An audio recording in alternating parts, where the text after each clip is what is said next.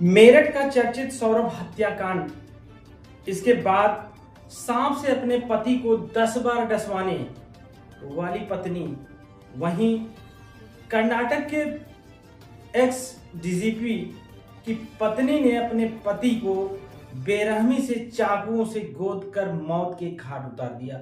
जी हाँ, इसमें हम बात कर रहे हैं पतियों की। नमस्कार दोस्तों, मैं अमित पांडे आपको एक ऐसी खबर से रूबरू कराता हूं जो कि लगातार इस समय मीडिया में पूरे देश में चर्चा का विषय बनी हुई है। मेरठ का सौरभ हत्याकांड और नीले ड्रम की कहानी। थोड़ी सी ठंडी नहीं पड़ी थी, उसके बाद ऐसी पत्नी जो अपने पति को मार देती है और साथ में बेड पर सांप छोड़ देती है। उस सांप ने उसे 10 बार डसा। वहीं डीजीपी की पत्नी चाकू से गोद गोद कर अपने पति को मौत के घाट उतार देती है। वहीं एक प्रेम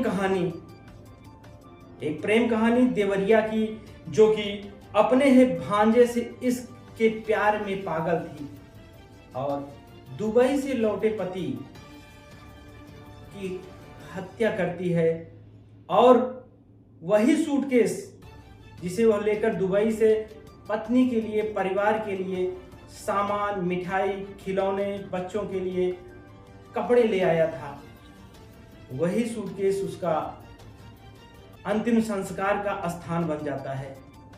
जी हाँ, उसी सूटकेस में उसे भर दिया जाता है। जब वह नहीं आता तो उसे बीच से काट दिया जाता है, 2 टुकड़े कर दिए जाते हैं। ये पूरी घटना हम आपको सुनाएंगे और बताएंगे। जी हाँ, उस पत्नी की उम्र मात्र 30 साल। जी हाँ, नाम उसका रजिया सुल्तान और वह अपने भांजे से प्रेम करती थी। पति नौशाद को धारदार हथियार से काट डाला और शव को सूटकेस में ठूंस कर 60 किलोमीटर दूर सुनसान खेत में फेंक दिया। मृतक को उसी सूटकेस में पत्नी ने पैक कर दिया जिसमें सामान लेकर वह दुबई से भारत आया था। जी हाँ, आपको बता दें कि एयरपोर्ट पर उतरने वाले हर यात्री के बैग पर एक लोगो लगा दिया जाता है, जिससे उसकी बैग की पहचान हो सके, कहीं खो न जाए। और वही लोगो इस हत्या का खुलासा बना। आपको वह भी बताएंगे कि किस तरह से पुलिस ने उस लोगों के जरिए उस कातिल तक पहुंची और उसे गिरफ्तार भी किया मात्र 6 घंटे के बाद ही। जी हाँ, 30 साल के नौशाद सऊदी अरब में मेहनत मजदूरी करके घर चलाता था। हफ्ते भर पहले ही विदेश से लौटा था तो बड़े बड़े सूटकेस लेकर वह अपने घर आया। लेकिन क्या पता कि उसी बीबी रजिया का दिल भी तो भांजे रूमान के साथ डोल रहा था। नौशाद के घर लौटते ही दोनों को लगा कि ये तो हमारे प्यार में रोड़ा बन रहा है। बस फिर क्या, दोनों ने मिलकर नौशाद को मार डाला और शव को उसी सूटकेस में पैक करके पकड़ी छापर पटखोली गांव के खेत में फेंक दिया। अगली सुबह गांव वालों ने खेत में सूटकेस देखा तो पुलिस को खबर दी। पुलिस ने सूटकेस खोला तो अंदर नौशाद का शव, सिर पर चोटों के निशान थे। देवरिया के एसपी विक्रांत वीर फॉरेंसिक डॉग स्क्वाड और सर्विलांस टीम के साथ मौके पर पहुंचे। जांच में पता चला कि रजिया का रूमान के साथ प्रेम प्रसंग था। रजिया को हिरासत में लेकर पुलिस ने कड़ाई से पूछताछ की तो उसने सारा कच्चा चिट्ठा उगल दिया। हत्या में इस्तेमाल हथियार भी बरामद हो गया, पर रूमान अभी फरार है। पुलिस उसकी तलाश में छापेमारी कर रही है। घटना लगातार पतियों के साथ घट रही है और घटना का अंजाम भी बेखौफ है, भयानक है। आपको बता दें कि बताते ही रूह कपा देने वाली है, रोंगटे खड़े हो जा रहे हैं कि इस तरह वो पत्नियां जो पति के साथ 7 जन्मों का रिश्ता निभाने के लिए को लेकर के साथ घर आती हैं और घटना आपके सामने दिख जा रही है कि किस तरह से लगातार पूरे प्रदेश में ये माहौल चल रहा है, पूरे देश में ये माहौल चल रहा है, पतियों को काट डाला जा रहा है।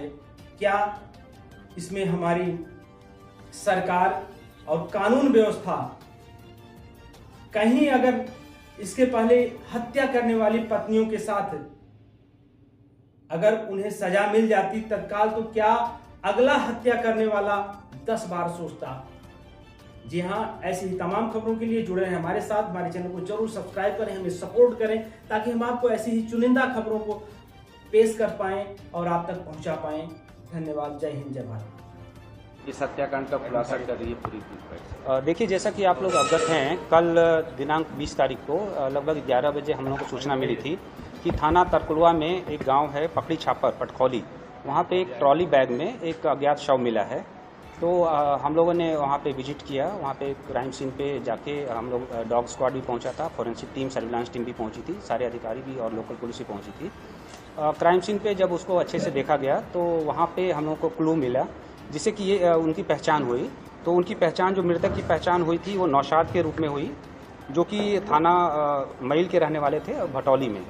इस संबंध में उनकी जो भाई की पत्नी है नगमा खातून, उन्होंने तहरीर दी और मुकदमा थाने पे मईल पे पंजीकृत किया गया।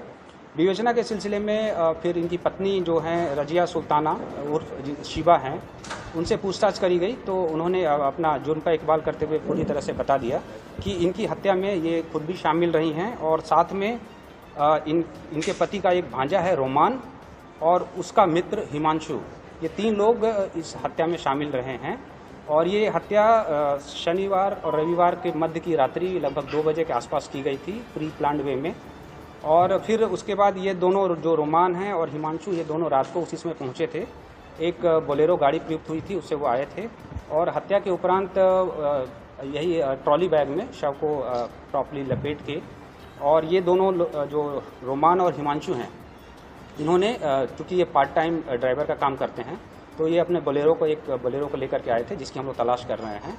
और उससे ये वहाँ से बॉडी को लेकर के चले और पुलिस को भरमाने की कारण प्लान बनाते हुए इन्होंने थाना तरकुलवा क्षेत्र में, जहाँ पे फर्स्ट टाइम हम लोग को बॉडी मिली थी, वहाँ इन्होंने इसको डिस्पोज कर दिया था। इसका पुलिस की टीम ने लगभग 6 घंटे में ही अनावरण कर दिया। और अभी जो इसमें मेन अभियुक्ता हैं रजिया सुल्ताना, जो डिसीज्ड हैं, मृतक की पत्नी ही हैं, वो पुलिस ने उनको गिरफ्तार कर लिया है। अन्य 2 अभियुक्त, जो मृतक का भांजा रोमान और उसका मित्र हिमांशु, ये हमारे वांछित है, जिनकी पुलिस तलाश कर रही है। हमारी सर्विलांस टीम और एसओजी टीम भी उसके लिए लगी हुई है, थाने की टीम भी लगी हुई है।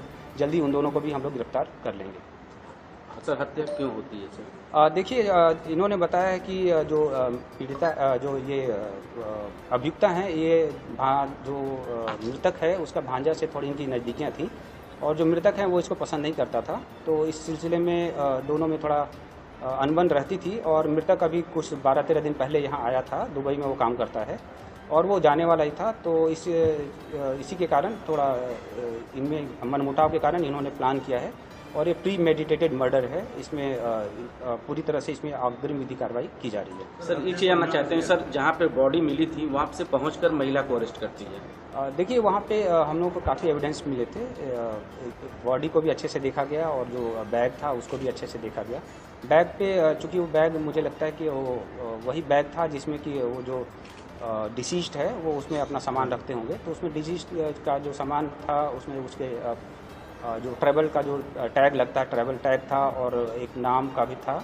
उसी के बैग पे इनके घर का एड्रेस मिल गया। तो घर के एड्रेस से हम लोगों ने इनकी आइडेंटिटी प्रूफ करी।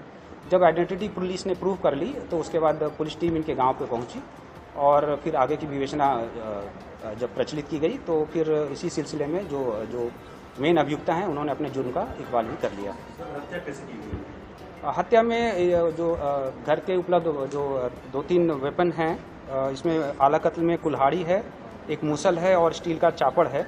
ये सब मेनली यूज किए गए थे। इन सबको properly as per evidence act बरामद कर लिया गया है और इसको अभी जो मेन अभियुक्ता हैं उनको हम लोग माननीय न्यायालय के समक्ष प्रस्तुत कर रहे हैं। ठीक है।